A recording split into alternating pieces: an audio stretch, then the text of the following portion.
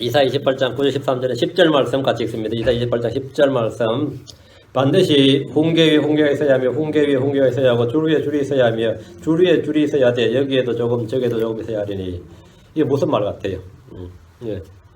오늘 들으면 알겠지만 자, 기도합시다. 기도하시고 골반 주안에 감사합니다. 주님께서 내가 복을 주셔서 이 시간도 주의 말씀을 능력 있게 또 은혜롭게 권위 있게 영감 있게 또 경이롭게 선포하도록 해주시고 모든 듣는 성도들도 동일한 은혜로 얻게 하여 주시길 원합니다. 전나인 주 하나님, 참으로 저희는 무지하고 어리석은 짐승 같습니다. 그러나 주님께서 지혜가 되시고 저희의 지식이 주시고 명철과 총명으로 먹여주셔서 하나님의 말씀을 잘 알고 종교에 처한 자, 참으로 주님의 하나님의 아들들로 인정받고 그렇게 부름받는 자로서 저희가 참 이 어리석은 자가 아니라 지혜로운 자처럼 걷는 그런 성도들을 도와주시옵소서.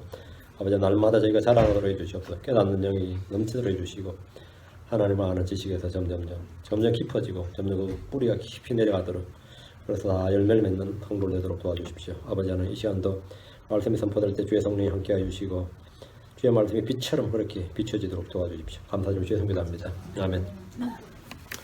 예, 성경책의 가장 특이한 점 중에 하나, 그걸 말하면 진리의 말씀이 여기에도 조금 저기에도 조금 있다는 겁니다.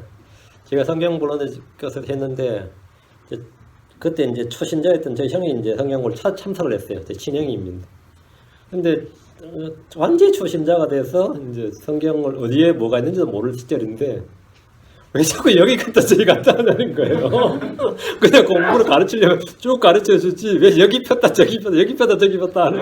그리고 되게 희한하게 공부를 한다는 거예요. 왜 성경을 여기 하면 그냥 쭉 읽어 나가면서 한 줄 하나 가르치면 될 것이지 왜 여기 펴라 그랬다 저기 펴라 그랬다 여기 펴라 그랬다 저기 펴라 그랬다. 그게 너무 이상한 거예요. 그래서 이런 공부 방법은 없는 거죠, 어디도. 근데 이게 왜 한 번씩 성경 공부를 하는데 여기 펴라 저기 펴라 그랬다 하니까 황당하죠. 성경을 계속 하는 게 보면 여기 폈다 저기 폈다. 이건 보면 여기에도 조금 저기에도 조금 있다는 거예요. 보통 사람들이 선택과는 달리 주의 책은 성경 곳곳에 절마다 특정 진리가 조금씩 있습니다. 어떤 곳은 절 속에 있는 단어의 핵심 진리의 교리가 담겨 있습니다. 이것을 훈계 위에 훈계, 줄 위에 줄이라고 합니다. 성경을 할 때 우리는 한 곳에 머물지 않고 이것저것을 찾아서 비교합니다. 말씀이 여기에도 조금 저기에도 조금이기 때문입니다. 하나님께서 그렇게 해놓으셨습니다. 특정 주제를 공부할 때 우리는 창세기부터 관련 구절들을 쫙 훑어봅니다. 주제가 아닌 것들을 공부할 때도 마찬가지로 어떤 구절을 이해하기 위해서는 다른 책에 다른 구절을 봐야 하는 것이 꽤 많이 있습니다. 창세기를 공부할 때 그 본문에 나오는 의미를 알기 위해서 시편이나 시작의 복음서, 계시록까지 보는 것은 흔한 일입니다. 그래서 어떤 이는 성경을 공부하는 것이 어렵다, 힘들다, 난해하다고 합니다. 하나님께서 훈계 위에 훈계를, 줄 위에 줄을 두시고 여기에도 조금 저기에도 조금 있게 하시면 우리는 반드시 성경을 통독해야 됩니다. 성경을 통독하지 않는 사람은 전체적 진리를 발견할 수 없습니다. 집중적으로 성경을 타피컬하게 공부하고 뭐 찾아서 공부한다는데 성경을 통독이 안 되는 사람 성경 공부는 항상 치우치게 되어 있습니다. 저는 창세기를 읽을 때 롯이 매우 나쁜 사람인 줄 알았습니다. 창세기를 공부할 때 롯은 참 형편없는 사람이구나. 신약을 읽으면서 롯이 소돔에서 의로운 사람이었고 그의 혼이 고통받았다는 사실을 알았습니다. 그때 얼마나 놀랐는지 오늘 베드로서 2장 7절 의로운 롯 할 때 깜짝 놀랐어요. 근데 의로운 롯이라니. 베드로서 읽기까지 제가 의로운 롯이 의롭다는 줄을 몰랐습니다. 롯의 의로운 롯이란 말은 롯은 하나님을 믿는 자였다는 거죠. 믿음으로 의롭게 되니까. 아브라함이 믿음으로 의롭게 됐듯이 롯도 믿음으로 의롭게 됐구나. 롯이 의로운 롯이었구나. 소돔에 그냥 자기가 좋아서 간 줄 알았더니 거기서도 상당히 고통을 받았구나. 의로운 혼이 고통을 받았구나. 그래서 너무 놀랐는데 나중에 이제 저희 성경 공부하는 팀에서 이제 저희가 집단으로 많이 했어요. 그러니까 저희 리더가 막 롯에 대해서 막 까는 거예요. 근데 롯이 의로웠다 그러니까 막 발칵하더라고. 의로운 롯이었다 그러니까 그런 게 어딨냐고 그래서 제가 베드로서 2장 7절을 써줬어요. 성경을 전체적으로 읽지 않을 때 생기는 발생이에요.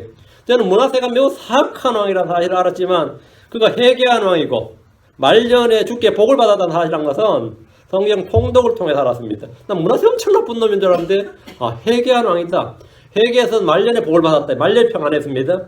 사사기에 나오는 삼손이 믿음의 사람이라는 것은 히브리서 11장에서 확증됩니다. 히브리 11장에서 이 사람 믿음의 사람이었구나. 그리고 그가 한 짓이 우리는 육신적으로 정욕에 빠져서 한 짓이 아닌데 사실 블레셋을 치기 위해서 한 일이었습니다. 그러니까 우리가 그냥 창녀하고 놀고 이런 못된 놈 이랬는데 그게 전부 다 주께서 난 계획이었어요. 아버지 엄마도 반대한 일이에요. 아버지 엄마도 그것이 삼손의 아버지 어머니도 그건 몰랐습니다. 왜 삼손이 그렇게 했는지를. 삼손 자기 한 몸 희생한 것이었습니다. 자기 한 몸 희생한 것이었습니다. 그렇게 해서 원한각을 맺으면 원그죠 블레셋을 치는 명분이 생겨서 블레셋을 치고 그 원수가 아파주고 블레셋 사람들이 꼼짝을 못하는 거죠. 왜? 자기 한 짓이 있으니까. 삼손한테 한 짓이 있으니까. 그 삼손이 진짜 의인이었고 그 다 믿음의 행위였다는 것은 히브리서 11장까지는 몰라요. 신약에 와서야 그게 되는 거죠. 요셉이 창세기 감옥에 갇혔다는 게 나옵니다. 그렇죠? 창세기 감옥에 갇혔는데 감옥에 그건 자유롭게 다닌 줄 우리가 알지. 감옥에서 자유롭게 다니고 완전히 간수 못지않게 요셉은 그 감옥의 리더같이 보이지만 창세기를 보면 그의 발이 사실은 양발이 다 족쇄로 상하고 그가 쇠 안에 넣어졌다는 것은 시편 105편 18절에서야 나옵니다. 아, 요셉이 감옥에서 엄청 고생했구나. 발이 쇠로 묶여 있었구나. 그리고 그냥 묶어두니까 쇠로 집어넣었다 이거예요. 그 감옥에서 엄청 고생한 거죠. 이건 제가 목사님들과 상담이나 논쟁을 벌였던 에피소드입니다. 지금 은퇴한 목사님인데 시카고에 계세요. 야곱과 에서에 대해 말하면서 그 이분은 장로고 있다 킹제임 성경 안 본이에요. 구원 예정론을 지금도 굳게 믿어요. 구원 예정론을. 그래서 그 늘 하는 말이 하나님은 야곱을 사랑하고 에서를 미워했다 이거예요. 말라기 1장 2절에 나오고 로마서 9장 13절에 나오죠. 내가 야곱은 사랑하고 에서를 미워했다잖아. 에서를 왜 미워합니까? 태어나기도 전에 얘를 왜 미워하냐고. 응? 성경에 나오는, 그 분명히 성경에 나오는 말이에요. 이것은 야곱 개인과 에서 개인에게 한 말이 아닙니다. 이것은 에돔과 이스라엘에 관한 말씀이에요. 야곱 이스라엘 족속과 에돔 족속, 이스라엘 족속을 하나님께 사랑하셨고 에돔 족속은 미워하셨다 이거예요. 그거 말씀이죠. 야곱과 에서랑 개인이 아니라 야곱하면 이스라엘이고 에서는 에돔이라 말이죠. 제가 그렇게 말하니까 아니라니까요. 하나님이 왜 개인적으로 에서를 미워했다. 개인적으로 미워했단 말 아니다고요. 에서는 개인적으로 복을 받았습니다. 하나님께 내가 에서 복 받았다 그러면 그런 말이 성경에 어딨냐 그래요. 그런 말이 성경에 어딨냐고. 히브리 11장 20절에 있잖아요. 믿음으로 이삭은 다골 일들에 관한 야곱과 에서를 축복하였으며, 야곱을 축복하였으며 아닙니다. 야곱과 에서를 축복하였으며, 에서는 복 받았어요. 저주 받은 거 아닙니다. 미움 받은 거 아니에요. 에서는 복 받았습니다. 복 받았다 그러니까 가만히 들었고 얼었어. 평생 한 번도 그렇게 들어본 적이 없었던 거예요. 그 성경을 통독하는 게 얼마나 중요한지를 제가 지금 말씀드린 거예요. 성경을 통독을 안 하면 안 됩니다. 절대 안 돼요. 창세기와 말라기, 로마서 읽으면 말라기에도 주님께서 내가 야곱을 사랑하고 에서를 미워했다요. 로마서 9장 13절에 똑같은 말씀 인용되어 있죠. 창세기와 말라기와 로마서 읽으면 이 사실을 정확히 알 수 없습니다. 그러나 히브리서에서 에서가 복을 받았다는 사실이 분명히 나옵니다. 출애굽할 때 홍해를 통과한 이스라엘이 모세에게 침례를 받은 것. 이거는 출애굽 읽어서는 안 나옵니다. 그냥 홍해를 갈라서 그 통과한 걸로 알지. 그것이 침례였다는 것은 신약을 읽어야 돼요.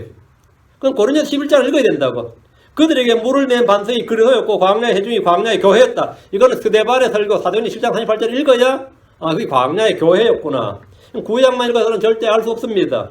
고린도전서 10장을 펴야지 그 반석이 그리스도였고 그게 침례였고 이게 다 나온단 말이죠.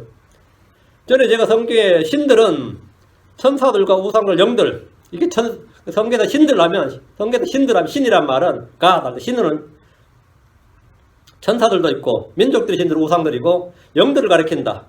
있죠. 천사들이 영들이라는 사실은 쉽게 알지만 천사들이 신들이다 이러면 어떻게 합니까? 성경에서 천사는 신이다. 천사 신 맞아요? 시편 97편 7절에 시편 97편 7절에 새긴 형상들을 섬기는 자들과 우상들을 자랑하는 모든 자들은 당할지어다. 모든 신들아 너희는 그분께 경배할지어다. 모든 신들아 너희는 그분께 경배할지어다. 모든 신들이 누구예요? 모든 우상들아. 우상들한테 명령한 거예요? 우상은 헛된 것입니다. 그게 아니에요. 모든 신들아 너희는 그분께 경배할지어다. 모든 신들 천사들입니다. 어떤 목사님 제게 천사는 신들이 절대 아니라고 주장하면서 자기가 성경에서 신들이라는 단어를 다 찾아봤는데 콩코드 넓혀서 다 찾아봤다. 이거. 밤새 다 찾아봤는데 천사를 의미하는 구절은 다 한 구절도 없었다. 이 목사 좀 똑똑한 양반이야. 그 논쟁을 걸어오면서 나한테 이제 메시지를 보냈어. 한 구절만 대보라고. 한 구절, 딱 한 구절만 대보라. 자기가 밤새 조사해봤는데 한 구절이 없었다 이거예요. 그 이제 한마디로 내 설교 틀렸다 이 말이지. 굉장히 자신만만했어요. 저의 오류와 잘못된 가르침을 고쳐주려고 하고 컴퓨터로 쫙 찾아보고 콩코드들 딱 찾아봤는데 시편에는 천사들 신들이라고 부르는 것이 꽤 많이 나옵니다. 시편 85편 3절에 주는 위대한 하나님이시요 모든 신들보다 위에 계신 위대한 왕이시로다. 모든 신들보다 위에 계신, 여기 신들은 천사들입니다. 신은 천사들이에요. 시편 96편 4절 5절에 주께서 위대하시니 크게 찬양할지어다. 그분은 모든 신들보다 두려워할 뿐이시니 민족들의 모든 신들은 우상들이나 주께서 하늘을 만드셨도다. 그분은 모든 신들보다 두려워할 뿐이시니 했죠. 민족들의 모든 신들은 우상이에요. 그러나 그냥 신들은 천사들입니다. 4절의 모든 신들은 천사들이고 5절의 모든 신들은 우상들이에요. 하나님은 신들의 경배를 받으시고 찬양을 받으시고 그들보다 홀리 높은 신분이고 신들이 하나님이라 불리십니다. 시편 136편 2절에 오 신들이 하나님께 감사하라. 그분의 긍휼은 영원하도다. 신들이 우상들이라면 이 말이 돼야 돼. 오 신들이 하나님께 감사하라. 신들이 만약 우상이다 하면 오 우상들이 하나님께 감사하라. 어때요? 말이 돼요? 말이 안 되지. 천사들이 하나님께 감사하라 말이 됐죠. 신들은 천사들인데 다윗은 시편 138편 1절에서 내가 온 마음으로 주를 찬양하며 신들 앞에서 노래로 주를 찬양하리다. 다윗이 신들 앞에서 노래로 주를 찬양하리다 했습니다. 신들 앞에서 천사들입니다.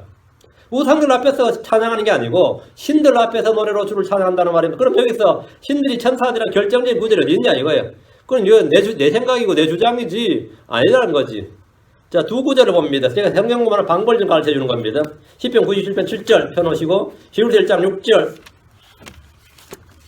이건 콩코드는 차고 컴퓨터 뒤진다고 되는 게 아니에요. 성경을 읽어야 돼. 성경을 많이 통독해야 됩니다. 시편 97편 7절. 내가 밤새 찾아봤다 그래서 그래 찾아가지고는 안 된다 그랬어요. 그건 컴퓨터나 콩코드 성구 사전으로 알 수 있는 게 아니다 이거예요. 시편 97편 7절. 색인 형상들을 섬기는 자들과 우상들을 자랑하는 모든 자들은 당황할지어다. 모든 신들아 너희는 그분께 경배할지어다. 여기다 언더라인. 모든 신들아 너희는 그분께 경배할지어다. 모든 신들아. 당연히 우상들 아니겠죠. 모든 신들아 너희는 그분께 경배할지어다 했어요. 신들에게 하나님께 경배하라고 그럽니다. 그리고 히브리서 1장 6절을 봅니다. 히브리서 1장 6절. 또다시 그분께서 그 처음 나신 물 세상에 들어오게 하실 때 예수님이 이러시기를 하나님의 모든 천사들은 그에게 경배하라. 건드라이. 하나님의 모든 천사들아 너희는 뭐라고요? 예, 그에게 경배하라. 하나님의 모든 천사들은 그에게 경배하라. 그럼 신들이 뭐죠? 하나님의 모든 천사들이죠. 신들이 천사들이라고 성경이 스스로 해석해주고 있습니다. 성경 해석은 히브리어나 헬라를 알아야 되는 것이 아니고 부지런히 성경을 많이 읽어야 됩니다. 그러니까 성경을 잘하는 방법은 많이 읽는 거예요. 그렇게 하면 여기서 조금 저기서 조금 진리를 취해서 전체적인 진리를 볼 수 있는 겁니다. 그렇게 하는 거예요. 제가 형제 자매들이나 목사님들이 제게 성경에 관한 질문을 많이 해요. 그리고 그런 거 어디서 다 배웠냐 그런 말 잘해요. 응? 제가 언제부터 그런 말을 듣게 된 거예요. 그럼 많이 읽으면 됩니다. 그래. 성경 많이 읽으면 됩니다. 그러면 저한테 자꾸 지만 읽고 알고 안 가르쳐 준다 그래. 자기만 알려고 안 가르쳐 준다고. 성경만 읽으면 된다 그러면 잘 안 믿어요. 성경만 읽으면 됩니다. 많이 읽으면 돼요. 그것이 유일한 성경 공부 방법입니다. 저는 신학교를 가라든지 원어를 배우라고 하지 않습니다. 신앙사절 많이 읽어라 아닙니다. 성경책을 반복해서 많이 읽어라 그럽니다. 하나님의 말씀은 훈계 위에 훈계, 줄 위에 줄이 있고 여기서도 조금 저기서도 조금 있기 때문입니다. 자, 이사 28장 9절 본문을 보겠습니다. 28장 9절. 그분께서 누구에게 지식을 가르치시려는가? 그분께서 누구에게 교훈을 깨닫게 하시려는가? 저절대고 젖가슴에서 물러난 자들에게로다. 이거 신약에서 본 것 같죠? 대언자 이사야는 지금 두 가지 질문합니다. 그분께서 누구에게, 하나님께서 누구에게 지식을 가르치시려는가? 주님 누구에게 가르치시죠? 자기 제자들에게 누구에게 가르쳐요? 그분께서 누구에게 교훈을 깨닫게 하시려는가? 누구에게 깨닫게 하시는가요? 저절대고 젖가슴에서 물러난 자들에게로다. 하나님은 젖먹이들을 가르친다. 저를 뗀 애들은 바로 성경 공부도 한다 이거죠. 하나님 누구에게 지식을 가르치고 누구에게 교훈을 깨닫게 하시는지 잘 보십시오. 저절대고 젖가슴에서 물러난 자들입니다. 주님은 조기교육을 하시는 거예요. 하나님 누구에게 가르치시느냐? 학자들이 아닙니다. 장로들이나 제사장과 통치자들이 가르치는 게 아닙니다. 학식 있는 자들이 아닙니다. 배우지 못한 자들도 아닙니다. 이사 29장 11절 12절에 뒤로 하는 242쪽 뒤로 넘겨 3장 넘겨요. 11절 12절에 모든 자들이 환상 계시가 너희에게는 봉인된 책의 말씀들과 같이 되었나니 성경책이 너희에게 봉인된 책 같단 말이죠. 사람들이 학식이 있는 자에게 그것을 건네주며 이르기를 원하건대 이것을 읽으라 하면 그가 이르기를 그것이 봉인되었으므로 내가 읽을 수 없노라 할 것이요 또 그 책을 학식 없는 자에게 건네주며 이르기를 원하건대 이것을 읽으라 하면 그가 이르기를 난 학식이 없다 하리로다 했습니다. 그 부식한 자도 안 되고 학식 있는 자도 안 되면 뭐하는 거? 누구한테 가르쳐 주님이? 똑똑한 놈도 안 되고 못 배운 사람도 안 되면 젖을 떼고 젖가슴에서 물러난 자들이 가르치겠다 이거예요. 성경 공부에서 학위는 전혀 중요하지 않습니다. 하나님 학자들에게, 부자들에게, 지위가 높은 자들에게 자신의 지식을 가르치는 것이 아니라 젖을 떼고 젖가슴에서 물러난 자들에게 진리의 지식, 교리를 가르치십니다. 이 말씀에 따르면 우리는 젖을 뗀 후부터 아이들에게 성경을 가르칠 수 있다는 사실을 알 수 있습니다. 아이들하고 해서 성경을 보는 것이 아닙니다. 아이들은 젖을 뗀 후부터 성경을 배울 수 있는 학습 능력이 있습니다.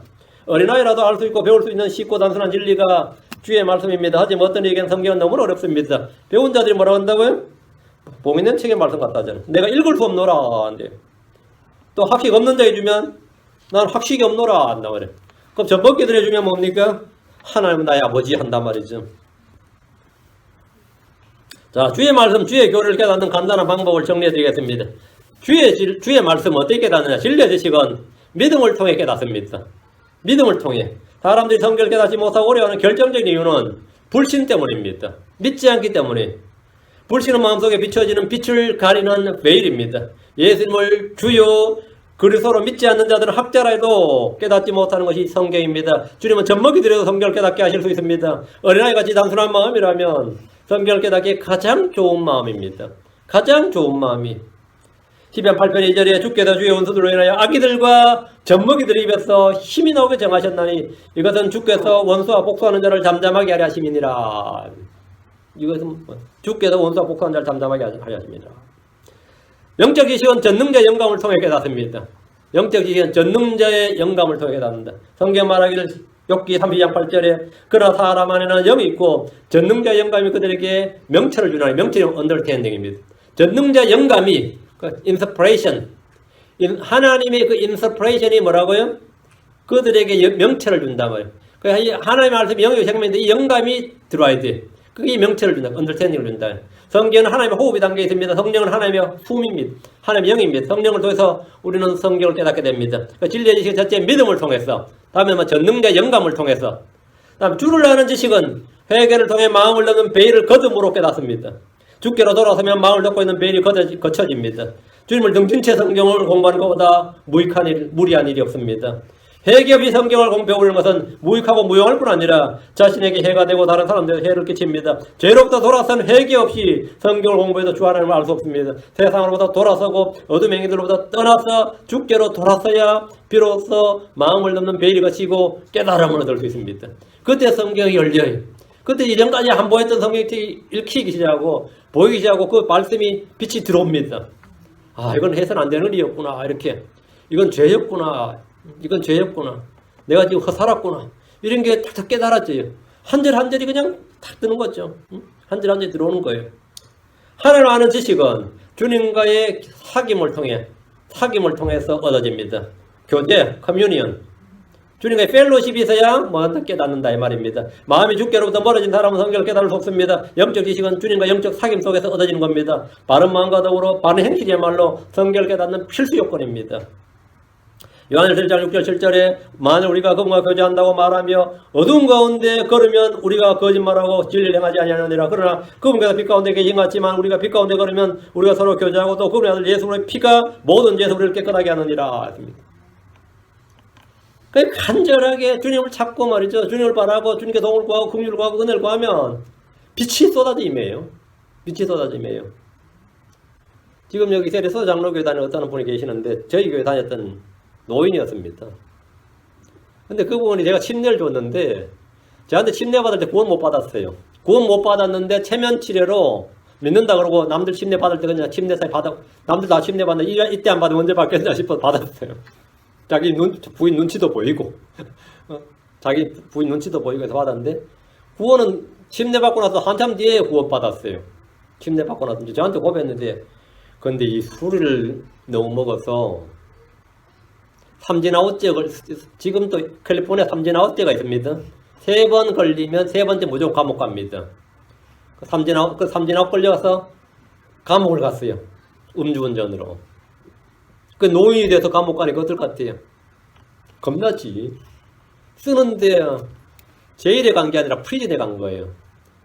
그래 입소하면서 거기 다 사인을 합니다. 여기서 죽어나가도 책임을 묻지 않는다 이런 데다 사인 짝짝하고 개소다들한테 두드려 맞아 죽든지 갈비가 부러지든지 뼈가 부러지든지 이걸 뭐 교도관들한테 정부에 배상 청구하지 않는데 여기 다 사인하라 그러면 나 안 해 못해요. 다 하고 들어가요. 근데 가보니까 전부 다 정치가 흑인들이 이렇고 멕시칸들이 이렇고 말이죠. 여기다 하면 몇 년씩 사는 사람들 수시로 들어온 사람들이 막 있는데 동양의 에이시안 하나가 탁 늙은 영광 초라한 몸으로 그래 겁나요 안 나요? 저절로 무릎이 꿇어지는 거죠. 저절로. 주님 여기서만 나가게 해주시옵소서. 제발 여기서만 무탈하게 무사하게 나가게 해주시옵소서 하고만 얼마나 간절히 기도하는데 교도관이 필요한 거 있으면 말하라는데 성경책 한 권을 주시었는데 교도관이 기특히 본 거야. 이놈이 성경책을 청구하는 게 성경이네. 킹제임스 성경 한 권을 넣어주시오. 응? 그랬어요. 그래가지고 쫙 살려주십시오 하고 막 진짜 부러지지 않고 무사히 나가게 해주시옵소서. 간절하죠. 당해보세요. 안 간절하겠냐. 그 하나님 은혜를 베푸신 거예요. 어떤 은혜를 베푸셨는지 아세요? 그 교도소에 소문이 났어요. 저 사람 동양의 오리엔탈의 특급 칼잡이였다. 보스였다 이렇게. 오리엔탈 두목. 어? 그쪽에 뭐 중국의 사마편지, 일본의 야쿠자인지, 코리안의 뭔지 하여튼 그쪽 방면에 칼잡이로 유명했던 사람이라는 헛소문이 교도소에 쫙 나서 아무도 못 건드리는 거예요. 저는 건들 때 언제 목이 날아갈지 모른다 이렇게. 그래서 평안하게 성경을 20번이나 읽고 나왔어요. 오늘도 살려주셔서 밤낮을 성경 읽는데 사람들은 전부 다 그 사람 사형수라서 성경만 있는 줄 알았다. 제수들 사이에. 야, 자기가 간증을 하더라고. 우리 교회 다시 나오면 안 되겠느냐 해서 제가 나오지 말라 그랬어요. 왜 그 부인이 그 전날 와서 제발 그 말하면 나오지 말라고 해달라 그래가지고 하여튼 그랬었어요. 근데 그분이 하는 말이 그렇게 성경을 20번 읽었더니 평생 처음이죠. 읽었더니 성경이 막 다 깨달아지더라 이거예요. 다 깨달아지고 어려운 게 하나도 없더래요. 읽을 때. 자기 성경 잘 아는 사람이 아니에요. 근데 그렇게 그때는 막 그 순간에는 뭐 의심도 없고 의문도 없고 그래 쫙쫙 들어오고 깨달지고 자기 마음이 그렇게 깨끗한 순백으로 깨끗해졌다 이거. 자기가 그 감옥에 죄수들 살 때 저기 나 마음이 너무 깨끗해서 기쁜 마음으로 추록을 해서 교회를 찾아갔는데 이 교인들 사이에서 마음이 더러워졌다는 거예요. 그 죄수들 사이에서 마음이 깨끗해지고 교회 성도들 사이에서 내 마음은 더러워졌노라 이렇게 감정을 하는 거예요. 참 들을만 하더라고. 이 성도들 사이에서 내 마음이 너무 더러워지고 탁해지고 막 성경도 읽어져 있지 뭐 또 다시 또 술 먹는 거야. 또 술 먹고 개판됐지 지금. 마음대로 떠나버리고 말이죠. 그 나이 또 이혼해버리고 뭐 황당하게 돼. 근데 그 말을 저는 이해를 해요. 마음이 철저하게 낮아져가지고 주님께 긍휼을 구하면서 무릎 꿇고 성경 읽으면 다 깨달아져요. 유지가 안 돼서 그렇지. 성경이 유지가 안 되니까 그 마음이 유지가 안 돼요. 나오고 나니까 자유다 이제 괜찮다 해보니까 괜찮아. 마음이 다치는 거예요. 다시 감옥 집어넣어줘야 되나 그러면 어떻게 되는 거예요? 그러니까 세상으로부터 돌아서고 어둠의 행위들로부터 떠나 주님께로 돌아서야 비로소 마음을 접는 베일이 거친다 말이에요. 그러니까 하나님과 교제가 굉장히 중요합니다. 성경 읽고 배우지만 영적인 삶을 소홀히 하고 거부하는 성도들은 항상 배우나 결코 진리에 이르지는 못합니다. 항상 배우나. 자, 성경은 성령의 인도를 받음으로 깨닫습니다. 성경은 성령의 인도를 받음으로 깨닫습니다. 육신은 성령을 받으러 대적하며 성령을 따르지 않고 육신을 따르면서 성경을 공부하니라 무익할 뿐 아니라 해롭습니다. 이는 자신뿐 아니라 다른 사람들에도 해악을 끼치는 일입니다. 자신의 변화와 삶의 변화 없는 성경 공부는 성경의 무용성을 증언하는 일입니다. 너는 그렇게 성경 공부하는데 왜 그 모양이냐 그러면 성경 공부에서 소용없네라는 걸 증언하는 꼴밖에 안 돼요. 내가 그런 증인밖에 안 된단 말이지. 내 삶의 변화와 열매를 맺기 위해서 하는 성경 공부가 아니라면 그 성경 공부는 자신에게 무익하고 해악일 뿐 아니라 남들에게까지 해악을 끼친단 말이죠. 성령을 따르고 거룩함을 추구하는 열망이 없는 성경 공부는 마귀를 이롭게 하는 일이고 성령을 대적하는 일입니다. 성령 우리를 진리 한가운데로 인도하는 분이시고 깨닫게 하시는 분입니다. 결국 성경을 알지 못해서 믿기 어려운 책, 성경은 알지 못해서 믿기 어려운 책이 아니라 믿지 못해서 알기 어려운 책입니다. 성경은 믿지 못해서 알기 어려운 책이에요. 성경 말하기를 잠언 8장 9절에 깨닫는 자에게는 그 업들이 다 명백하며 지식을 얻는 자들에게는 올바르도다. 잠언 14장 6절에 비웃는 자는 지혜를 구하여도 얻지 못하거니와 지식은 깨닫는 자에게 쉬우니라. 지식은 깨닫는 자에게 쉬우니라. 우리는 그리스도의 서신이요 생명을 살리는 영의 직무를 맡은 사역자들입니다. 진리를 깨닫고 있다면 주께로 돌아서는 회개와 회심은 필수적인 것입니다. 다시 9절입니다. 그분께서 누구에게 지식을 가르치시려는가? 그분께서 누구에게 교리를 깨닫게 하시려는가? 젖을 떼고 젖가슴에서 물러난 자들에게로다. 성경 각 구원받은 사람, 거듭난 사람을 갓 태어난 아이라고 합니다. 성경 구원받는 그 순간부터 배울 수 있습니다. 주님은 교회 오래 다닌 사람들도 가르치는 것이 아니라 주를 안 순간, 믿은 그 순간부터 가르치십니다. 갓난아이들부터 주님께서 말씀을 공급하시는 거죠. 갓난아이부터. 주님께서는 누구에게도 학문적 기초가 없다, 언어 실력이 없다, 논리적 사고력이 부족하다, 배운 것이 없어서 못 가르치겠다고 하지 않습니다. 주님은 젖먹이들도 가르친다. 주님 어린아이들에게 저주로 먹이십니다. 성경 구원받은 순간, 그 순간부터 배우는 겁니다. 베전 3장 2절에 새로 태어난 아기들로서 말씀의 순수한 저주를 사모하라. 이것은 너희가 그 저주로 말미암아 성장하게 하려 함이니라. 아직 어려서 못 배운다는 생각. 이제 뭐 교회 다니 며칠 안 됐는데 아닙니다. 첫날부터 배울 수 있습니다. 교회 다닌 첫날부터, 구원받은 첫날부터 아직 어려서 못 배운다, 아직 초신자라서 뭐 이사야 너무 어렵다, 아니에요. 언제든지 배울 수 있어요. 어릴수록 더 좋습니다. 초신자일수록 배우기에 더 적합합니다. 어느 분야나 어릴 때보다 배운 사람들이 훨씬 능숙하고 대가가 될 수 있습니다. 여러분하고 애들하고 한 7, 8살 아니면 뭐 5, 3살 먹은 애들하고 같이 피아노 가르치면 누가 빨리 배울 것 같아요? 지금 여러분하고 그 애들하고. 애들이 빨리 배워요. 애들은 그리고 같이 성경 보면 누가 빨리 배울 것 같아요? 애들이 빨리 배워요. 10절입니다. 이사 28장 10절. 반드시 홍계 위에 홍계가 있어야 하며 홍계 위에 홍계가 있어야 하고 줄 위에 줄이 있어야 하며 줄 위에 줄이 있어야 하는데 여기에도 조금 저기에도 조금 있어야 하리니. 젖먹이들과 어린아이들을 가르치는데 핵심은 반복입니다. 홍계 위에 홍계 있어야 되고 홍계 위에 홍계 있어야 하는 것은 반복 학습을 말합니다. 성경 공부의 핵심은 반복입니다. 여러분이 성경 읽다 보면 같은 말의 내용이 엄청나게 반복된다는 걸 알 수 있습니다. 아이들은 악한 일은 쉽게 배우고 익힙니다. 언제 한두 번 들어도 욕은 다 안 잊어먹어요. 나쁜 짓은 금방 배우고 익힙니다. 예, 본성과 부합하기 때문이죠. 욕은 가르치지 않아도 금방 배워서 사용합니다. 그러나 선한 일은 아무리 듣고 배워도 쉽게 되지 않습니다. 습득이 안 됩니다. 아는 건 아는데 습득이 안 돼요. 습득이. 그래서 혼결한 후에 또 혼결해야 됩니다. 한 번 가르친 후에 또 가르쳐야 됩니다. 반복입니다. 반복이에요. 계속해서 가르치고 또 가르쳐야 됩니다. 그것이 훈계 위의 훈계입니다. 그것이 줄이의 줄이에요. 성경 아버지 하나님께서 자신의 자녀들을 가르치기 위해 주신 책입니다. 하나님의 자녀들이 부지런히 듣고 읽고 배울 수 있도록 훈계 위의 훈계를 기록하셨습니다. 여러분이 만약 어떤 책의 저자의 책을 몇 권 읽어보십시오. 읽어봐요. 책 제목만 다르지 내용의 그 유사한 걸 보게 될 겁니다. 거의 비슷하다 이거죠. 저는 대학교 때 워치만이라는 책을 20몇 권 읽었어요. 근데 다 읽고 나서 한 말이 2권만 읽으면 돼 그랬어요. 2권만 읽으면 돼. 나머지는 다 재탕이야. 20몇 권을 다 읽고 나면 정리해보면 딱 2권만 읽으면 된다. 그 사람 책은 2권만 읽으면 된다. 그래서 프란시스 셰퍼 책을 제가 강남 그 기독교 서점 가서 25권을 샀어요. 그때는 그게 전집이었어요. 다 읽고 나서는 프란시스 셰퍼 책을 한 권만 읽으면 돼 그랬어요. 한 권만 읽으면 돼. 나머지는 다 재탕이다 이거예요. 재탕이에요. 성경은 아버지 하나님께서 자신의 자녀들을 가르치게 주신 책인데 거의 내용이 반복된단 말이죠. 왜? 훈계 위에 훈계가 있기 때문입니다. 우리는 새로운 발견이나 발명하는 것이 아닙니다. 이미 기록된 말씀을 반복해서 선포하는 것이 전부입니다. 40절 줄 위에 줄이 있어야 하며 줄 위에 줄이 있어야 돼. 라인 upon line이죠. 줄, 라인, 성경은 줄은 성경 말하면 벌스, 절입니다.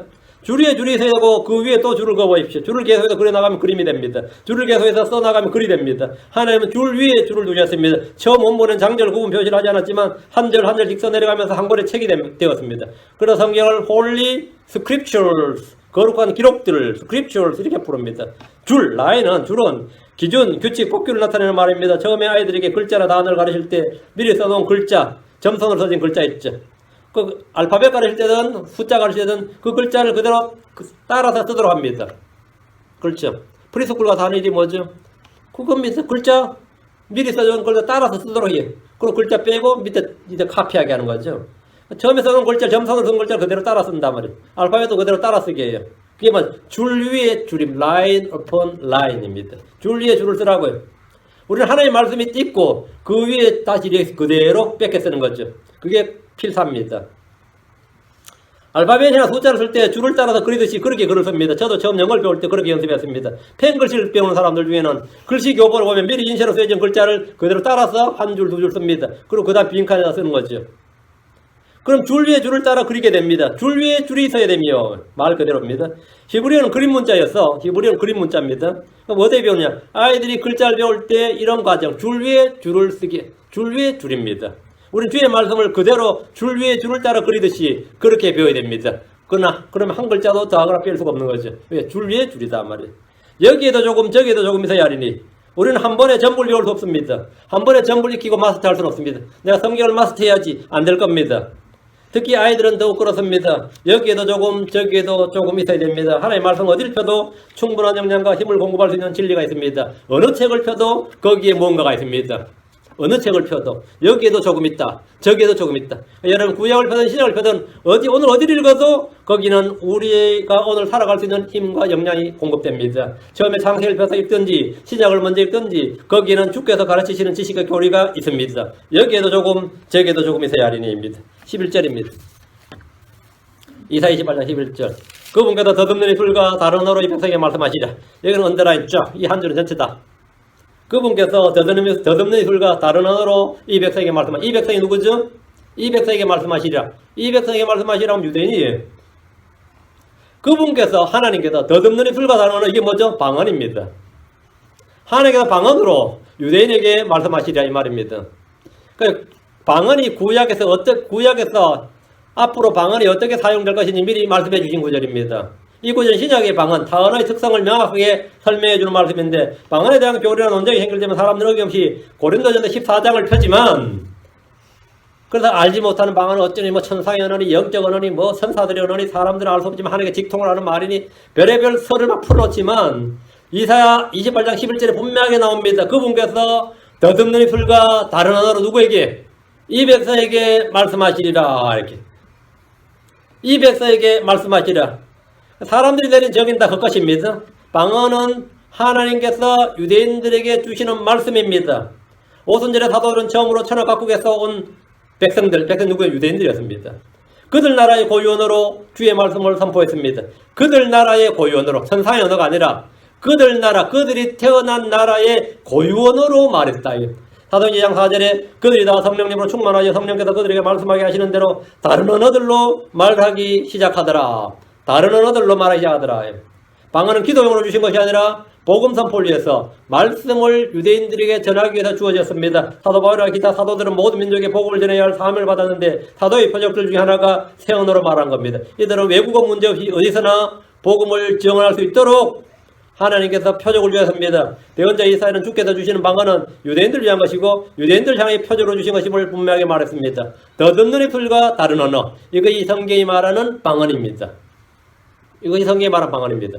유대인들은 표적을 구합니다. 헬라인들은 지혜를 구합니다. 유대인들에게 방언으로 말하면 그들은 그 표적으로 인해서 그것이 하나님의 선물이요 권능임을 알고 믿게 됩니다. 이 백성에게 누구에게? 이 백성에게 유대인들을 말합니다. 방언은 이방인들을 위한 것이 아닙니다. 방언은 사도들의 표적입니다. 방언은 믿는 자를 위한 것이 아니라 믿지 않는 자들을 위한 것입니다. 누구에게 준 것이냐? 이 백성에게입니다. 이 백성에게. 자, 고린도서 14장 21절. 사도 바울은 정확하게 고린도서 14장에서 이걸 말했어요. 이사야 28장 11절 인용했다고요. 고린도서 14장 21절. 율법에 기록된 바, 구약에 기록된 바, 이사야에 기록된 바 말이에요. 내가 다른 언어들과 다른 입술을 가진 사람들을 써서 이 백성에게 말하리라. 이제 정확히 나오죠. 다른 언어들과 다른 입술들을 가진 사람들을 썼어. 이 백성에게 말하라. 이거 우리나라 사람이 아닌데 왜 우리나라 말하지? 이게. 이 백성에게 말하리라. 이 백성이 누굽니까? 유대인이죠. 그러나 그 모든 것에 불구하고 그들이 내 말을 듣지 아니하리라. 주가 말하노라 하였으니 그러므로 타 언어들은 믿는 자를 위한 표적이 아니요 믿지 않는 자를 위한 표적이로되 대언은 믿는 자를 위한 것이 아니요 믿지 않는 자를 위한 것이 아니요 믿는 자를 위한 것이니라. 자, 여기 지금 방언이 나오죠. 방언은 율법에 기록된 바라고 지금 이사야 28장 11절 딱 인용했단 말이에요. 다른 언어들과 다른 입술을 가진 자 사람들에서 이 백성에게 말하리라. 이게 이 백성에게. 그럼에도 그 모든 것에 불구하고 그들이 내 말을 듣지 아니하리라. 그래도 안 믿는다 이거. 바울은 이사야서를 그대로 인용하고 있습니다. 방언이 누굴 위한 것인지 정확히 말하고 있는데 뭐 논란의 여지가 없습니다. 그리고 방언을 한 예를, 성경적 예들을 보면 모두가 정상적인 사람들의 언어였음이 확정됩니다. 고넬료 집 사람들은 베드로와 함께 온 사람들 앞에서, 그 누구죠? 유대인들이었어요. 방언을 말했습니다. 그 유대인들이 이방인도 성령 받는구나 하고 믿게 된 겁니다. 그리고 믿게 된 거예요. 고넬료 집 사람들은 분명히 이방인이었어요. 이탈리아죠. 백부장인데 분명히 유대인들 앞에서 히브리 말을 했습니다. 무슨 말이냐? 복음을 이야기했지. 그러니까 그들이 이거 성령이 임했다. 증거란 말이죠. 표적이란 말이죠. 표적. 그래서 그 사람들도 다 이방인들도 성령의 선물을 받은 줄 알게 되었고 인정을 했습니다. 에베소에서 온 요한의 제자들도 바울이 전한 복을 듣고 안수를 받자 방언하고 대언했습니다. 그래서 바울이 전한 예수님과 성령님이 사실임이 입증된 겁니다. 그래서 요한의 제자들이고 요한의 침례만 알았는데 방언을 하게 된단 말이에요. 그건 다 유대인들이었습니다. 고린도 교회의 타언어 방언 역시 거기 있는 유대인들과 믿지 않는 자를 위한 것입니다. 만약 누가 방언으로 말하면 누군가 통역을 해야 합니다. 어떤 사람은 바울이 방언을 말했다 그럽니다. 맞죠? 방언 말했지. 고린도 14장 18절에 내가 너희 모두보다 타언어들을 더 많이 말함으로 내 하나님께 감사하노라. 바울은 사도였고 그가 한 말은 모두 복음 선포를 위한 것이었습니다. 바울은 언제나 회당에 가서 그 이방 땅에 가면 회당에 가면 어떻게 된 거죠? 히브리어로 말할 수 없어요. 갈라디아 지역의 해당에 가면 그 해당의 유대인들은 갈라디아 말을 합니다. 그러면 히브리에서 온 바울은 유대 사람 바울은 베냐민의 바울은 갈라디아 해당에 와서 나 유대인이라고 갈라디아 말을 하는 겁니다. 고린도 해당에 오면 바울은 고린도 말을 해요. 이 사람은 바울은 항상 그렇게 그 유대인들 앞에 가서 뭘 했어? 이 백성에게 다른 혈과 다른 언어로 말했다 이거예요. 나는 방언을 너희보다 훨씬 더 많이 했다고. 내가 너희 모두보다 타언어들 더 많이 말하므로. 바울은 소아시아 전역과 유럽에 심지어 스페인어까지. 거기에 스페인에 가면 당연히 스페인에 가면 스페인어 해당입니다.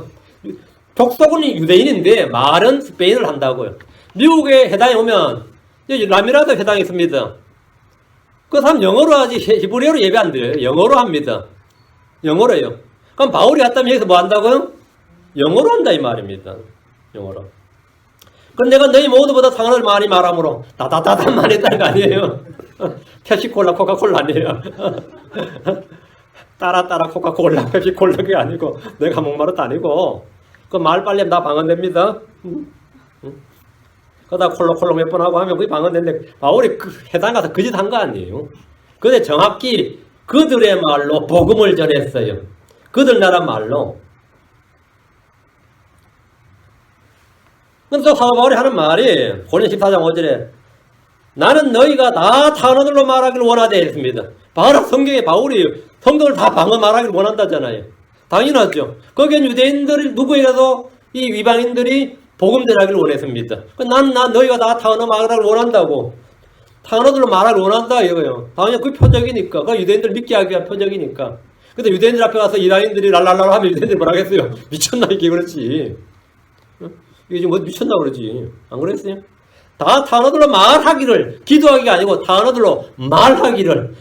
타언어는 기도용이 아닙니다. 말하기입니다. 말하기. 말은 뭐냐? preaching. 하나님의 말씀을 전하라는 거예요. 사도 바울은 모두가 방언을 행함으로 믿지 않는 유대인들, 믿지 않는 자들에게 그들 나라 모국어로 복음을 전하기를 원했습니다. 너희들 다 그거 하게 했으면 좋겠다고 그랬어요. 물론 다 할 수는 없지만 그렇게 다 하면 좋죠. 모든 사람 다 할 수 있으면 좋죠. 포르투갈 사람 만나면 포르투갈어 하고 스페인어 사람 만나면 스페인어 하고 말이죠. 그죠? 이탈리아 사람 이탈리아로 하고 좋죠. 다 하길 원한단 말이에요. 물론 다 할 수 있는 건 아니지만 이어서 방언이라는 뜻은 뭐냐면 듣는 사람의 모국어입니다. 알 수 없는 이상한 말로 모두 기도하기를 원했던 것이 아니라 듣는 이들의 모국어로 그리스도를 은혜의 복음을 증언하기를 원했다는 말입니다. 고린도 교회는 국제 항구 도시였고 다국적 선박들과 외국인들이 엄청 많았기 때문에 크리스천들이 듣는 이들의 모국어로 복음을 전할 수 있기를 원했다는 겁니다. 이게 방언입니다. 고린도 14장 39절 그러므로 형제들아 대언하는 걸 사모하고 타언어들로 말하는 것을 막지 말라. 당연하지 타언어를 막지 말라. 타언어들로 뭐 하는 걸? 말하는 것을 막지 말라. 타언어는 기도용이 아니에요. 말하는 겁니다. 말하는 것을 막지 말라. 왜? 타언어도 그냥 듣는 사람이 있으면 말해야죠. 그리고 복음을 전해야지. 그 말, 타언어도 말하는 거 막지 말라. 그러니까 교회 와서 다다다다 하는 거 막지 말라는 거 아닙니다. 그건 당연히 막아야지. 시끄러운데 막아야지. 그럼 여기서 껴서 전부 다 여기서 헛소리야. 저기서 헛소리 하면 어떻게 돼? 응? 하지 마시오야지. 목을 못하는 것도 아닌데. 응? 그 단어들만 막지 말세요. 그 제가 이걸 예는 가르쳤더니만 어떤 이제 금방 며칠 전에 방언을 받은 청년이 하나 있었어요. 그 자리에. 마귀가 물러가라 그러더라고 나보고. 야 이거 황당하게 돼. 내가 절대 마귀가 된 거야. 그리고 이게 뭔 소리가 들으면 며칠 전에 방언을 받은 사람이야. 그 성령 은사를 받아서 3일 정도만 너무 기뻐서 날 듣는데 완전 자기 찬물을 끼얹어 줬더니만 듣는데 분노가 일어나서 이제 참을 수가 자기도 모르고 그냥 마귀가 물러가라 했는 거죠. 그래서 내가 그랬어요. 성경 다시 한번 읽어보라고. 그분께서 던져놓은 술과 다른 언어로 누구에게? 이 백성에게 말하리라. 다시 고린도서 14장 21절 율법에 기록된 바 내가 다른 언어들과 다른 입술들을 가진 사람들 다서 이 백성에게 뭐하리라? 말하리라. 기도하는 거 아니고요. 기도하는 거 아니고 방언기도 터졌어요. 헛소리 하지 말고 이 백성에게 말하리라. 말하리라. 방언의 목적은 말하는 겁니다. 복음 전하는 거예요. 그러니까 여러분이 자기 체험을 기록보다 성경에 기록된 말씀보다 앞세우면 안 됩니다. 느낌을 앞세우면 안 돼요. 나가 지금 받았어. 진짜 받은 것 같아. 내가 받았는데 내가 성원했는데 누가 나와버렸어. 어떤 거야. 난리 났듯이 났어. 진짜 나와버렸어. 응? 그리고 내가 하는데 입에서 뭔가 소리가 나오는데 막 3시간 4시간 해도 피곤하지가 않고 영혼이 시원해지는 것 같아요. 시원해진다잖아 실제로. 그 하나 같은 감정이에요. 시원해진다. 제가 방언한 사람 하도 많이 봐가지고 많이 본 정도가 아니라 별별 일을 다 겪어봤어요. 제가 또 한 명을 전도했는데 학생이었어요. 대학생이었는데 방언 얼마나 많은지요. 하도 기도를 해가지고 평소에 목소리 정상적인 목소리 안 나면 목소리 늘 신소리야. 나이가 이제 20 몇 밖에 안 되는데 네 목소리 왜 그런 맨날 허스키 안 했더니만 방언 하루에 몇 시간씩 기도하니까 목이 쉬어가지고 성대에 문제가 생긴 거예요. 그거 방언 가짜로 하지 말라 했더니만 그게 자부심이고 자랑인데 나의 자랑이고 나의 영성인데 말이지. 교회에서 이거 하나로 지금 자기가 영성 있는 걸로 인정받고 있는데 이거 못하면 어떻게 되는 거예요? 못하게 하면. 그래서 어쨌든 이제 가문인데 이 성경이 맞다는 걸 알게 되었어. 그래서 뭔가 지금 너무나 자기 배우는 교회하고 틀리다. 이건 배워야 되겠는데 여기서 방언하지 말라 그러고 그쪽에 가면 방언하라 그러고 그 양다리 걸쳐야 되게 힘들겠어요. 근데 오늘 교회부터 이거 나중에 피곤해 꼬박꼬박 좋은데 자는데 방언이 터지는데요. 자면서 터지는 방언이 장난이 아니더라고. 본물이 터지는 거야. 본물이 자면서. 이야, 제가 딱 내려다보면서 기가 찼지. 그러나 내 발로 한 대 찼지. 그만해라, 그만해. 아무도 알아듣는 사람 없다. 황당한 거죠. 근데 그런 걸 방언으로 한국 사람 그렇게 알고 있습니다. 한국에서 그렇게 가르치고 있어요. 목사들이 그렇게 가르치고 있어요. 왜? 그걸로 해가지고 자기가 몇 명이라도 그렇게 터뜨리면 어떻게 되는 거죠? 영성이 선목사 되는 거예요. 죄인들 한 명도 구원 못하면서 말이죠. 몇 명 방언 터뜨렸다고 자랑하고 다녀요, 지금. 내가 몇 명한테 안수했더니만 그놈들 다 방언 터졌다는 거예요. 10명한테 안수했는데 9명이 터졌다고 그러고 막 이래요. 한 명 왜 안 터졌나? 그놈이 거부했다고 그러고 막. 사도 바울은 전 세계에 흩어진 유대인들이 히브리어가 아닌 자기가 태어난 곳에 고유언어로 그들의 복을 들을 수 있도록 방언하는 자들이 방언을 막지 말. 방언한 자 있으면 방언을 막지 말라. 이렇게 지금 성경이 말하고 있는 거예요. 대언자 이사야가 한 방언에 대한 정의와 고린도서 14장 21절 22절은 정확히 일치하는 겁니다. 자, 다시 이사야 들어와서 28장 12절. 이 백성에게 그분께서 이르시되 이것이 안식이니 너희는 이것으로 피곤한 자를 안식하게 하라. 이것이 상쾌함이라 하셨으나 그들이 들으려 하지 아니하였느니라. 안 들으려는데 방언으로 말하든 뭐로 말하든 유대인은 좀 안 들려요. 복음만 안 들으려고 그러죠. 이스라엘이 멸망해서 전 세계로 흩어졌습니다. 자, 유다도 마찬가지입니다. 그들은 이방 땅에 살면서 서서히 목을 잊게 됩니다. 자, 바빌론 포로 70년 만에 목을 잊게 되었어요. 그러면 북왕국 이스라엘 어떨 것 같아요? 유화 정책에다가 혼혈이었죠. 그러다가 또 인종도 융합해버렸지만 언어 종교를 다 통합해버렸단 말이에요. 아시리아가. 그러니까 몇백 년 뒤에 북왕국이 한 남왕보다 100년 정도 앞서 망했거든요. 그러니까 북왕국 사람들은 이제 히브리 전혀 못하는 거예요. 남왕국은 돌아왔는데 에스라가 지금 강대상에 서서 율법을 읽는데 돌아온 애들이 1.5세 2세는 어떻게 되는 거죠? 못 알아듣는 거죠. 에스라가 지금 읽는 말을 못 알아듣는 거지. 신약시대 성전에 모인 유대인들은 전혀 천하 각국의 말을 했습니다. 그냥 6월절 지키러 왔단 말이죠. 오순절 지키러 왔어요. 그들은 종교 공동체였지만 그들 사이에 사용하는 언어는 다양했습니다. 시작 2000년 동안 흩어진 유대인들 역시 히브리어를 못하는 사람들이 대부분이었습니다. 지금 미국에 사는 유대인들 대부분 히브리어를 사용하지 않습니다. 해당에서 하는 설교도 히브리어가 아닌 영어로 합니다. 그때 하나님은 11절에 약속하신 대로 그들의 태어난 고유 언어로 복음을 전해준 거예요. 이방인들이 복음을 전해줘요. 전 세계 흩어진 유대인들은 히브리어가 아닌 자신이 살고 있는 그 땅의 언어로 주의 복음, 그리스도의 복음을 듣게 됩니다. 크리스천들에게. 굉장히 자존심 상해요. 난 유대인이라고 하면서. 근데 그 나라 말로, 자기가 살고 있는 그 나라 말로 복음을 들어요. 스페인에 사람은 스페인어로 복음을 들어야 되고, 미국에 사는 사람은 영어로 복음을 들어야 돼요. 한국에 사면 한국어로, 중국에 사면 중국어로. 한 자신이 살고 있는 땅의 언어로 주의 말씀을 듣습니다. 이들은 복음을 들었다, 이방인들이. 그분께서 덧없는 입술과 다른 언어로 입에서 말씀하시리라 한 대로 하고 있는 거예요. 주께서 그들에게 해주시는 말씀을 들으면 그들에게 안식이 있습니다. 예수는 그들에게 안식을 주셨습니다. 이것이 안식이니 너희는 이것으로 피곤한 자를 안식하게 하라. 이것이 상쾌함이니라. 은혜의 복음, 그리스도의 복음, 피곤한 자를 안식하게 합니다. 그들이 회개하고 복을 믿으면 그것이 상쾌함입니다. 사도행전 3장 19절에 그러니 너희는 회개하고 회심하라. 그리하면 새롭게 하는 때가 주의 앞으로부터 이룰 때 너희 얘들이 말소될 것이요. 여러분, 이것이 뭐라고요? 새롭게 하는 하기 리프레싱, 상쾌함이에요. 이것이. 그리하면 상쾌하게 하는 때가, 새롭게 하는 때가 주의 앞으로부터 이룰 때 너희 얘들이 말소될 것이요. 문제는 그들이 들으려 하지 않는다는 겁니다. 오순절에 성리 임하던 날 3,000명이 구원받았습니다. 그 외에도 5,000명이 구원받고 예루살렘은 모두 복을 믿을 것 같아. 조만간에 이러다 예루살렘 시민들 다 복을 믿겠다. 이렇게. 그런 막 기세가 불타올랐는데 스데반의 죽음으로 완전히 꺾였습니다. 스데반의 죽음으로 완전히 복음 불길이 완전히 예루살렘이 완전히 꺾여버렸어요. 그때 예루살렘에 있는 신자들은 소아시아, 그리스, 로마, 고린도, 갈라디아 등으로 흩어졌습니다. 근데 흩어진 이 예루살렘 유대인들이 유대인들에게 복을 전하는 거예요.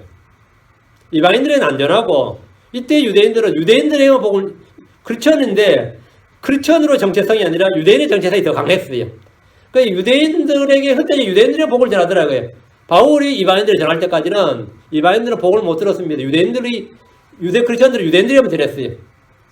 그러나 동족들의 그런데 이 예루살렘에 있는 유대인들은 히브리어를 했죠. 그런데 사람은 흩어졌어요. 그 나라에 사는 유대인들하고는 말이 어때요? 어렵게 됐죠. 그런데 그들이 하나님께서 뭘 주시냐면 방언의 은사를 주신 거예요. 방언의 은사를 주셔서 복음을 전하게 하신 거지. 그럼 그러나 그들이 어떻게 됐다고요? 들으려 하지 않더라 이 말이에요. 사도 바울 역시 언제나 먼저 유대인들에게 복을 전했습니다. 그러나 안식일에 해당이 들어서 복을 전했지만 그들은 들으려 하지 않았습니다. 바울은 분명히 그들 나라 말로 그들 모국어로 전해줬어요. 근데 들으려 하지 않았다 이 말이에요. 그럼 그들은 들으려 하지 아니하였느니라. 13절.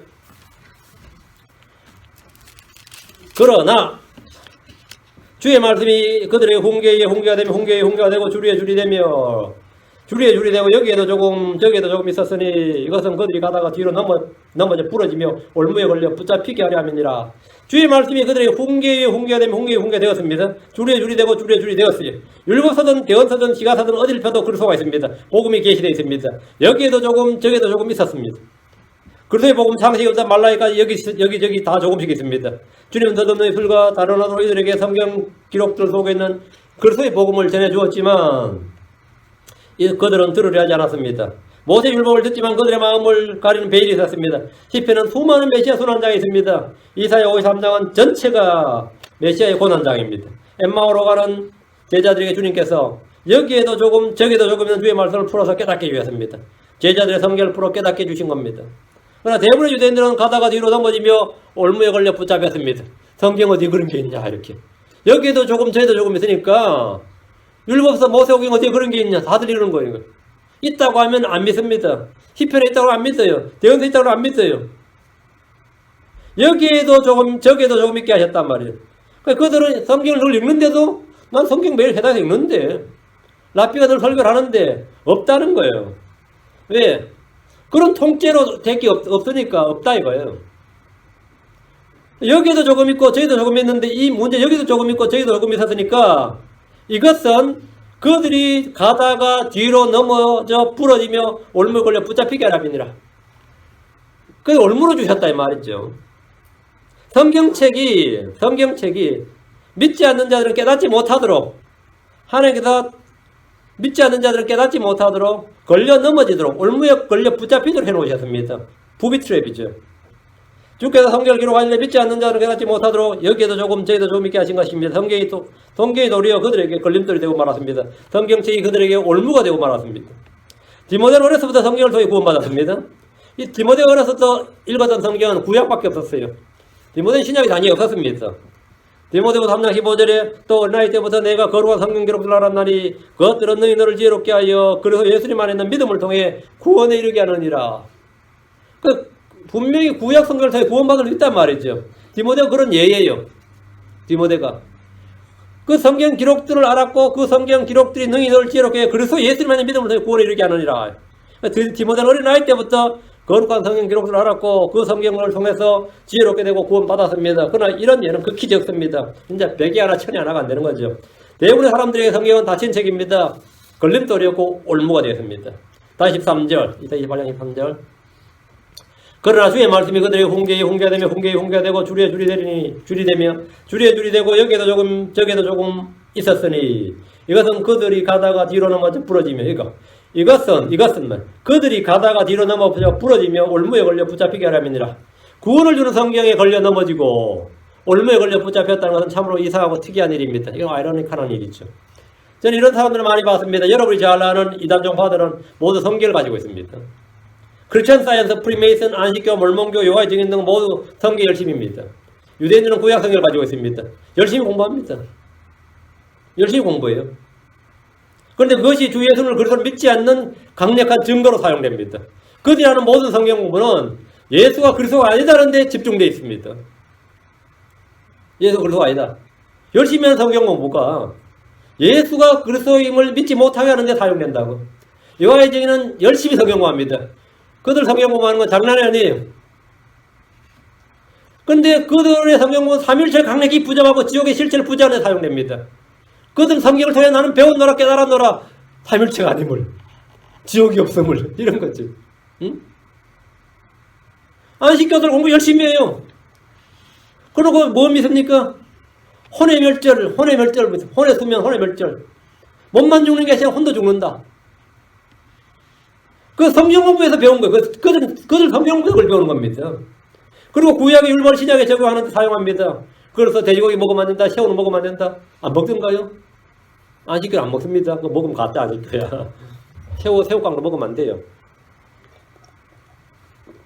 몰몬교는 홍차나 녹차도 안 마십니다. 커피 한 잔 대접한 절대 안 먹습니다. 커피 마시는 몰몬교다. 그건 몰몬교 아닌 거예요. 그거는 돼지고기 먹는 무슬림보다 더한 거지. 진정한 캐톨릭은 닭고기 안 먹습니다. 근데 대부분 닭고기 먹죠. 가짜입니다. 진짜 캐톨릭은 닭고기 안 먹습니다. 진짜 불교도들은 개고기 안 먹습니다. 진짜 힌두교들은 소고기 안 먹습니다. 안 먹어요. 근데 뜯어 먹는다? 아니다 이거죠. 뭔가 있어요. 모든 걸 다 먹는다. 크리스천입니다. 그지 안 먹는 모든 걸 감사함으로 받아서 감사합니다 먹는다. 응? 감사함으로 먹는다. 그들이 하는 성경 공부가 그래요. 캐톨릭은 성경을 읽고 열심히 공부해서 교회가 베드로라는 반석에 세워졌고 마리아를 숭배해야 한다는 강력한 도구를 사용합니다. 그렇죠? 그리고 죽은 자를 숭배하고 말이죠. 죽은 자를 위해 기도도 하고. 근데 그것도 성경 공부해서 그렇게 하는 거예요. 성경을 가졌다는 것이고 구원이 아닙니다. 성경을 가졌다는 것이고 구원이 아니다. 성경 자체가 어떤 이는 걸려 넘어뜨리고 부수입니다. 어떤 이는 올무로 붙잡아서 꼼짝 못하게 합니다. 올무에 붙잡으면 꼼짝 못하죠. 이거 구출해 줄 때까지. 꼼짝 못해요. 그거 살해 안 했으면 좋을 뻔했는데 말이에요. 이사야 8장 14절에 그가 성소가 될 것이나 이스라엘 두 집에게는 걸림돌과 실족하게는 반석이 되며 예루살렘 거주민들은 함정 골무가 되리니 그가 누구? 예수님이죠. 그가 성소가 될 것이나 이스라엘의 두 집에게는 유다와 에브라임에게는 말이에요. 걸림돌과 실족하게는 반석이 되며 예루살렘 거주민들은 함정과 올무가 되리니 성경이 그러하되 예수님 역시 그러합니다. 성경이 걸림돌과 올무가 된 것처럼 예수님도 그렇게 된단 말이죠. 주님께서 주신 성경은 믿는 자들에게 유익합니다. 그것을 믿는 자들에게 유익합니다. 디모데후서 3장 16절 17절 모든 성경으로 하나님 영광으로 주신 것으로 교리와 책망과 바르장 거로 교육하기 유익하는 이것을 하나님의 사람이 완전하게 되어 모든 사람의 철저히 갖추어지게 하랍니다. 자, 우리에겐 유익하단 말이죠. 유익해요. 이거 하나님의 사람이 완전하게 되어 우리는 완전하게 되어 모든 선한에 철저히 갖추어지게 하랍니다. 성경을 통해서 우리는 갖추어지는 거예요. 성경 없으면 우리는 비무장이죠. 성경을 가져야 우리는 비로소 완전하게 모든 일을 철저히 갖추어져요. 모든 선한 일에 철저히 갖추어지는 겁니다. 여러분 선한 일을 하려면 뭐가 필요하다? 성경이 필요해요. 성경이 내 마음을 갖추고 내 몸 필요를 갖추는 거예요. 그렇지 않은 사람에게는 이것이 뭐냐? 스탬블링 스톤이에요. 걸려 넘어지게 하는 걸림돌이에요. 그리고 붙잡는 올무가 됩니다. 올무가 됩니다. 예, 오늘 여기까지. 다음 시간에 계속하겠습니다. 기도합시다.